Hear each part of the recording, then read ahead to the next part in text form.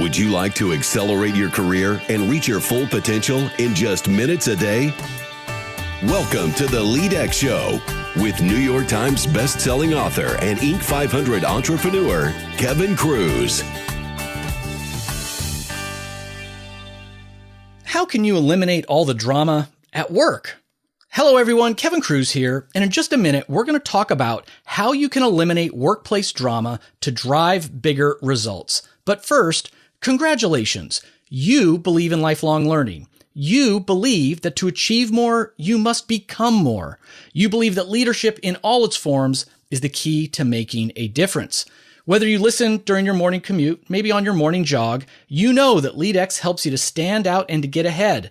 LEADx is the smartest way to start your day. Today's 1-minute career tip is replace perfection with authenticity. Too often, we become stressed out trying to be perfect. We want to be a strong, confident leader. We want to hide our mistakes from our boss. We don't want our clients to know that we don't know the answer to their question. Look, nobody's perfect, and having to wear that mask all the time is stressful. It's tiring, and people see through it. You come off as insincere or fake or even manipulative. Replace your desire for perfection with a desire for authenticity. It doesn't mean you have to push your darkest thoughts and emotions onto strangers. It just means be comfortable being yourself, know that failures are lessons learned, and that when you say you don't know, when you say, sorry, I screwed up, you're actually building trust. And trust is the foundation for all relationships. Replace perfection with authenticity. Now, our guest today is a drama researcher, keynote speaker, and trainer who spent more than 20 years cultivating a revolutionary approach she calls reality-based leadership. She writes for Fast Company, Forbes, Huffington Post. She's also a New York Times bestselling author, and her new book out today is No Ego: How Leaders Can Cut the Cost of Workplace Drama, End Entitlement, and Drive Big Results. Our guest is Cy Wakeman. Cy, welcome to the show. Thank you, Kevin. Now, I always ask our guests the same first question. I'm hoping you will share a time when you actually failed at something, maybe early in your career, and what did you learn from it? Because we all want to learn that lesson too. Oh my gosh. It's hard to pinpoint just one. I always tell my staff, I say I screw this up, but only daily. One that sticks out in my mind that's been a lifelong lesson is my team had been asked to move 5 times in a single year. It was one of those times where we were growing rapidly and I was in healthcare. So rather than moving patients on ventilators, they would move HR. And I remember after about the 4th move, my team just revolted and they thought the move meant that we didn't care about them and we didn't value their contribution. And they came to me and they were furious. They're like, Cy, what about my engagement? What about, I don't have the tools I need to do my job. And I made the mistake of sympathizing rather than empathizing. So I heard them and felt sorry for them and colluded with them that we were innocent victims and that the organization didn't care about us. Instead of empathizing, saw that they were suffering and then called them to greatness. And so I actually went and demanded to see kind of my boss 2 levels up. And I was going to represent my people. They were suffering and I needed my boss to stop the moving. And I'll never forget the lesson I learned. She looked at me and I said, my team is suffering. And she's like, well, why are they suffering? I said, because we move all the time. And she said, well, I've noticed that you move a lot, that's your reality. I'm just wondering why they're suffering. And it stumped me. Wow. And I said, we're suffering because we move all the time. She said, no, that's your reality. Why are you suffering? And it was such a great coaching question because it was the first time somebody helped me separate out suffering from reality. That reality was just reality, but suffering was optional. The reason we suffered is we hadn't yet gotten mobile. We had moved 4 times and never developed the skill set to live as nomads. If I went back to my team and got as skillful in living as nomads, moving would never hurt. And it was the first time that whenever I thought that my team or my pain came from reality, I was wrong. My pain came from not growing the skill set I needed to be fluent in that current reality. And that was mind-blowing to me. It changed the way I lead to this day. Well, fantastic story. I appreciate you sharing that. And it is mind blowing to me as well. And I guess this is really your origin story of how you understood that there is reality, but suffering is optional. Absolutely. And what she said to me, which was mind blowing, was, if reality were perfect, I wouldn't need you as a leader. You would add no value. The only value you add as a leader is in an imperfect reality. And I was like, dang. I'm scribbling that quote down as you're saying that. This sounds like an amazing Yoda-like boss that you had back then.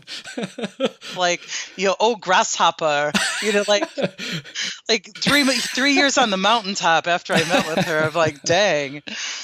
Yeah, that's incredible. And actually, your failure story, your origin story, triggered a memory of mine. One of my kind of biggest failures as a leader myself was when the company I was part of and I was a partner in, we had to do massive layoffs, which is obviously an awful thing. Always hurts. Always hurts. And the CEO, after discussion with the executive committee, decided that everyone being laid off would get 2 weeks severance, no matter who they were. So you could have been hired 2 weeks ago. You could have been hired 20 years ago. Everybody got the same 2 weeks. Now, I fought that decision in that boardroom. I thought this was horrible. You don't treat people this way. These are going to be they might boomerang back if we treat them well. They might be clients and buyers if we treat them. We just can't do this. Now, his argument, which again, even to this day, I think was wrong, but his argument was, look, we're trying to save our company, and the more we save on severance, the more jobs we can actually save, and the odds go up that we will survive. That was his argument. Well, my failure was I sided, just as you said, I sympathized with my team. I sided with them and forgot that I was being paid to be a leader. Yeah. And so when I gave the news, instead of representing this tough decision, I told him, I said, this is the stupidest thing I've ever heard. I fought against it. I don't agree. This is horrible. And I just made the whole situation worse. It was probably my weakest leadership moment. When I had a chance to not lie, not pretend that I agreed with the decision, but to represent, the imperfect reality that we were in, I completely failed at it. And that is a wonderful learning, because I tell leaders all the time, when you take a role as a leader, you lose the right to your personal opinion, right? Because what it does is it injures people. So let's say I was having a heart attack and I went to the emergency room and the provider came out, said, "Sai, what's wrong?" And I'm like, "I have crushing chest pains." And the provider said, "Oh my gosh, me too." And, does it go down your left arm? Yes. And he or she said, "Me too." See, I came to the emergency room looking for medical care, and I didn't get any because the person, sympathized with me. They had the same stuff going on. Right. And I think that's what happens when people come to us for leadership, is we fail them when we collude or sympathize or roll things out with our personal opinion. I think it's such a good lesson for people to learn early on in their careers. Absolutely. Now, your brand new book is called No Ego, and you say most people arrive to work in their BMW, but it's not necessarily the car. What does BMW stand for, and what is it costing us? We joke and we say that BMW stands for bitching, moaning, and whining wagons, right? And what from my research, which really led to the writing of this newest book, No Ego, is that I was able to quantify the amount of time people spent in drama, bitching, moaning, and whining, venting, tattling, scorekeeping, complaining, resisting change. And it is 2.5 hours per day per head count. So that's 816 hours a year on average per employee. So when you think about the work you have at hand on your team, and if everybody could recapture and upcycle 816 hours a year and put it towards results, plus the bonus is you're happier, it's this incredible opportunity of recapturing this emotional waste that's in the workplace that we've come to accept as a cost of doing business. Emotional waste and waste when it comes to productivity. How many people sincerely believe that they're overworked, they're overwhelmed, they just don't have the time, and yet it seems like even if we just scaled back a little bit our BMWing all day, we would be more productive and a lot happier. Absolutely. And something else happens too, because the ego gets fed by seeing insult where there isn't any. And it's always narrating kind of a negative interpretation of life. It's where I'm the victim of circumstances. And the ego, the venting actually fuels the ego. And if you can stop the venting and instead move into self-reflection, the bonus points is not only do you just recapture time, but that energy is really upcycled because self-reflection is such a big part of accountability, which is such a big part of innovation and all of that. In fact, we know that anything you want for yourself or your team, whether you want your team to be more innovative or more successful or collaborate more or be better teammates, that's their natural state. That's what's inside us. That's who we are when the drama's gone. And so the drama is ego driven, but if you can bypass that ego and get to the center of your brain where you're innovative and creative, all that good stuff's there. It's just we can't be in ego and self-reflection at the same time. The brain's incapable of it. So if you're BMW driving, you're operating out of ego. You're not operating out of self-reflection and that core part of your brain where everything good comes from. Okay, but this is great. But LEADx Show and Kevin Kruse, we're all about like practical, like how do we do it? So I love what you just said. And again, in your book, you've got a great way with words. You say your ego is not your amigo. And exactly. So I get that, but how do we go? It's one of those days where again, we're overworked, we're overwhelmed. And I'm starting the BMW and, like my boss isn't giving me the information I need. I need to get that contract out, but it's stuck in legal. I don't know what, my laptop stinks. It's too slow, whatever it is. How do I break that? How do I get the ego aside and do this self-reflection you're talking about? It all starts with some great questions and what I would say, stop believing everything you think. So the first step really to be actionable is awareness. Get in touch with how often your ego is narrating your reality and it's corrupting your data. So I have a slow laptop and therefore I'm never going to get this project done. Okay. Do you hear where the ego jumped in? Yes. So I have a laptop that's not my preference, reality. I will never get this project done, ego. Once you start to realize that your ego is just narrating and that you can stop believing everything you think, I ask myself a question, I'll never get that project done. Is that true? Well, no, that's not true. I need to get this project done. So self-reflection, what could I do to be more effective and efficient given the fact that I have a slow laptop? I love this. And I'm writing down how you're breaking out, like when the ego is going in and whether it's true or not. Is this, does this have roots in like cognitive behavioral therapy or where is this coming from originally? I started life as a therapist. I'm busted. It is cognitive behavior therapy. And what you need to do is the way you get out of this narrative is you ask yourself questions that, again, we call them ego bypass. Mm-hmm. It gets you away from your ego, which is giving you a distorted view of the world. It's like wearing a poor set of prescription glasses, mm-hmm. and it gets you into what can I do? So one thing in our company that's very actionable is we have a mantra: stop judging, start helping. Stop judging, start helping. So when I find myself in ego judging, like Kevin, interrupts me all the time and doesn't give me the work I need, and he's a micromanager. Okay, that's all judgment. Right. I catch myself and I go, wait a minute, what could I do that would help? Mm-hmm. And it's just a way of reframing. And what I could do that would help, let's say that I am judging you, that you're my manager and you micromanage. I would go to you instead of judging you. I would say, Kevin, what's one thing I could do that would raise your confidence in me so that you would feel more comfortable checking in just once a week rather than, maybe daily? That's great. I mean, it's starting to work on solving the challenge at hand and feeling empowered and taking some action. Absolutely. And this ego, first step is just understanding how often it narrates the world and how often you're working with corrupted data. You're working with a story. Another thing I do a lot is I just ask myself, what do I know for sure? And what could I do next that would add value? So let's say I am sales support and I have an order that comes up on my screen and there's information missing. If I'm reality-based, I go, oh my gosh, we have a new customer. That's great. There's information missing. Okay. What do I know for sure? Just there's information missing. I have a phone number. What could I do next? I'll call the customer, thank them for joining our organization as a customer, talk to them about how great a decision that was, tell them I want to make sure that order flies through manufacturing. And to that end, I want to check and make sure all their data is correct. That would be just such a happy, wonderful approach. Here's what most people do is they get thinking, sales does this crap on purpose. They make the big bucks. I have to clean up every order. I'm surrounded by idiots. I'm the only one around here who cares about quality. If I did my job like they did their job, I would be fired. Ego, ego, ego.